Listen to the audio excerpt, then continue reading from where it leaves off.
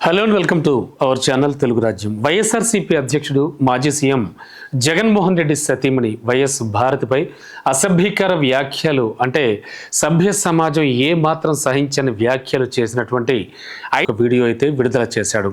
అయితే టీడీపీ ఏం చెప్తోందంటే మహిళలపై ఇలాంటి వ్యాఖ్యలు చేసేవారిని తాము ఏమాత్రం ఉపేక్షించబోమని ఖచ్చితంగా స్పష్టం చేశారు. కిరణ్ను పార్టీ నుంచి సస్పెండ్ చేశారు.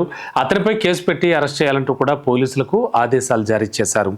టీడీపీ అధిష్టానం ఆదేశాలతో పోలీసులు కిరణ్పై కేసు కూడా నమోదు చేశారు. ఇక ప్రస్తుతానికి గుంటూరులో నల్లపాడు పోలీస్ స్టేషన్లో కిరణ్ పోలీసుల సమక్షంలో ఉన్నట్టుగా తెలుస్తోంది. మరోవైపు క్షణికావేశంలో తాను అలాంటి వ్యాఖ్యలు చేశానంటూ తన్ను క్షమించాలంటూ కిరణ్ కూడా కోరాడు ఒక వీడియో సందేశంలో. దీనిపై ఏపీ రాజకీయాల్లో ఇది మరో వివాదంగా మారింది.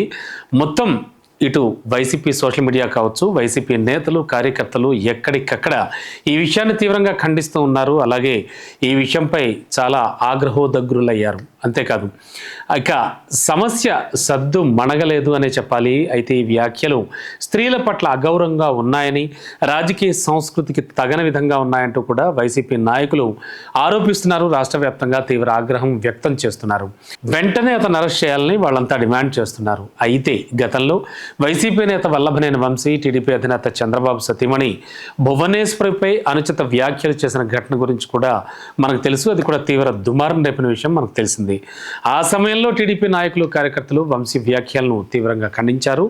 ఇప్పుడు చేబ్రోలు కిరణ్ వ్యాఖ్యలతో టీడీపీ తీవ్ర ఇబ్బందుల్లో పడినట్టుగా అయింది. ఇలాంటి ఘటనలు ఆయా పార్టీల ఇమేజ్ను దెబ్బతీస్తాయి. దీంతో టీడీపీ అధిష్టానం కిరణ్పై ఆల్రెడీ చర్యలు తీసుకుంది. మొత్తానికి రాష్ట్ర వ్యాప్తంగా మాత్రం చేబ్రోలు కిరణ్పై నిరసనలు వ్యక్తమవుతున్నాయి.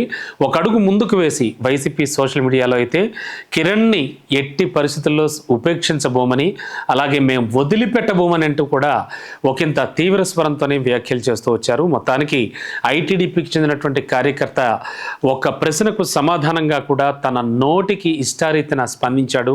అండ్ ఈ వ్యాఖ్యలకు సంబంధించి కూడా ప్రస్తుతానికి వైసీపీ నేతలు కార్యకర్తలు అగ్గి మీద గుగ్గిలమవుతున్నారు. దీనికి సంబంధించి టీడీపీ చాలా ఆగ్రహంతో వెంటనే అతన్ని పార్టీ నుంచి సస్పెండ్ చేయడమే కాకుండా పోలీసులకు ఆదేశాలు జారీ చేసింది. అతనిపై కేసు నమోదు చేయాలని వెంటనే గుంటూరు నల్లపాడు పోలీస్ స్టేషన్లో అతను ఉంచారు పోలీసులు. ప్రస్తుతానికైతే ఈ వార్తకి సంబంధించి మొత్తం వైసీపీ నేతలంతా చాలా సీరియస్గా ఉన్నారని చెప్పొచ్చు. హలో, తెలుగు రాజ్యం ఛానల్ చూస్తున్నారా? సామాజిక రాజకీయ జీవన చిత్రణే తెలుగు రాజ్యం. అతిశయోక్తులు అసత్యాలు ఉండవు. రాజకీయ కోణం కాదు, ప్రజా కోణమే కొలబద్ద. తెలుగు రాజ్యం వీక్షణ మీ ఉత్తమ అభిరుచికి నిదర్శనం.